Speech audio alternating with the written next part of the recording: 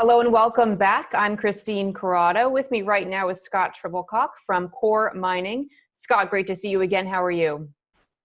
I'm doing excellent, Christine. How are you?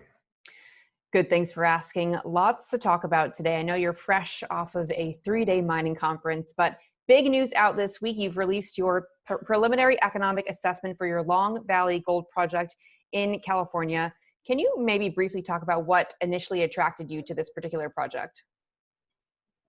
Yeah, it's the simple nature in mining. The most important thing in my view is simple. Simple equals low cost. And the preliminary and economic assessment demonstrates that this project has potential great economics, and it's a reason why we're continuing to invest capital, energy in it to grow it and make it better.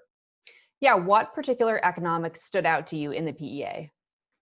So it's got a low capital intensity, so we can put gold ounces in the ground into production very cheaply and generate a really nice all-in sustaining cost, which is sort of the metric du jour for the gold business. And it's in the second quartile, which just demonstrates they should be ounces that eventually come out of the ground. So what are the next steps? When will you be conducting a pre-feasibility study? So next steps, we're currently permitting drilling. So we want to go and grow that project. We think we've got line of sight to make that much more life of mine in the production. So we're going to go and explore. PFS probably coming in late in next year or the year after.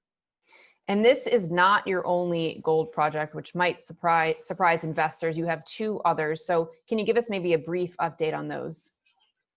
Yeah, really quickly, we've taken investments from Mr. Eric Sprott, who has been the sole funder of the company to date, and we're using that to explore across our portfolio. So we're permitting hundreds of drill pads across Long Valley, our Imperial asset, and our assets in British Columbia.